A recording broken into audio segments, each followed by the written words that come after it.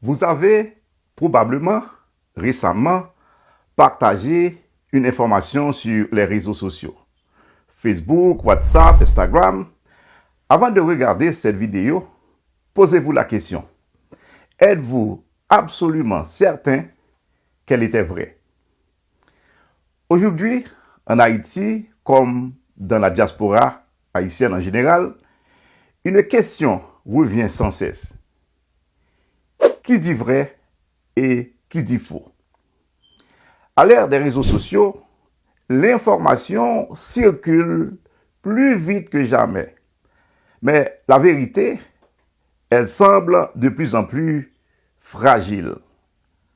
Facebook, WhatsApp, TikTok, YouTube ou encore X sont devenus les principales sources d'information pour une grande partie de la population haïtienne. Une vidéo envoyée dans un groupe WhatsApp, un message vocal, une publication Facebook peuvent convaincre des milliers de personnes juste en quelques minutes. Le problème, ce n'est pas que l'information circule. Le problème, c'est qu'elle circule sans vérification. Dans le contexte haïtien où la méfiance envers les institutions est profonde, où l'accès à une information fiable, de qualité, est parfois limité, les réseaux sociaux prennent une place énorme. Ainsi, une rumeur devient une vérité, une opinion devient un fait, une image sortie de son contexte devient alors une preuve. Et souvent, ce qui choque, ce qui fait peur, ce qui met en colère, se propage beaucoup plus vite que ce qui est vrai.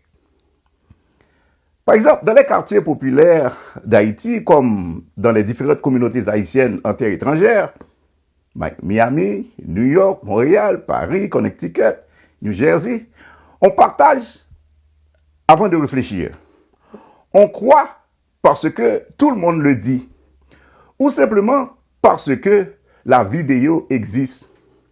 Pourtant, une vidéo peut être coupée, manipulée ou totalement fausse. Encore, et c'est là que le danger commence. Une fausse information peut provoquer la panique, bloquer des routes, déclencher des violences, salir même la réputation d'une personne, ou encore diviser une communauté déjà fragilisée. Une fausse nouvelle peut aussi manipuler l'opinion publique, attiser la haine et détourner l'attention des vrais problèmes. Pendant ce temps, le métier de journaliste perd de sa valeur aux yeux du public. Oui, c'est un fait. Beaucoup pensent aujourd'hui que tout le monde est journaliste. En réalité, tout le monde peut parler, mais tenez-vous bien, tout le monde n'informe pas. Le journaliste, lui, a une responsabilité. Vérifier, recouper, contextualiser et surtout corriger quand il se trompe. Ce travail, le travail du journaliste, demande du temps, de la rigueur et surtout du courage. Surtout dans un environnement où dire la vérité peut déranger. Mais sur les réseaux sociaux, la vérité n'est toujours pas récompensée. Ce sont souvent les messages les plus extrêmes, les woy-woy, les plus émotionnels ou les plus mensongers qui gagnent en visibilité. Le sensationnel prend le dessus sur le factuel. Dans la diaspora haïtienne, cette confusion est encore plus dangereuse. De fausses informations sur l'immigration, les lois, la politique ou la sécurité circulent rapidement. Et dans ce cas-là, créent de la peur inutile.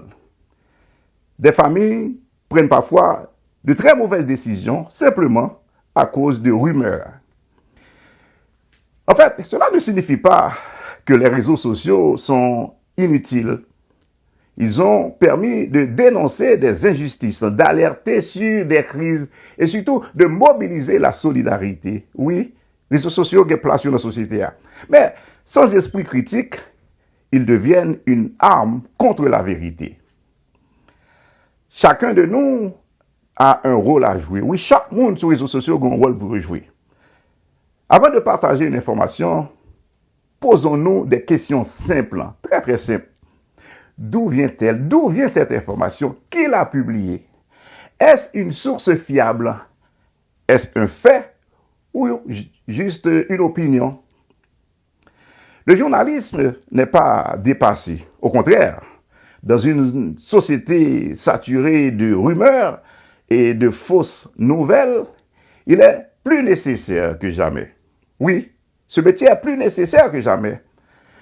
Sans information vérifiée, la vérité devient optionnelle et une société sans vérité devient une société vulnérable. Le vrai danger des réseaux sociaux, en Haïti comme dans la diaspora, ce n'est pas la technologie. Non. C'est l'abandon de la rigueur, de la responsabilité et du discernement. Je conclus pour dire, et tant que nous ne ferons pas la différence entre informer et influencer, entre faits et rumeurs, le mensonge continuera malheureusement à parler plus fort que la vérité. Dites-nous ce que vous en pensez. Ici Dessalines Ferdinand. À bientôt.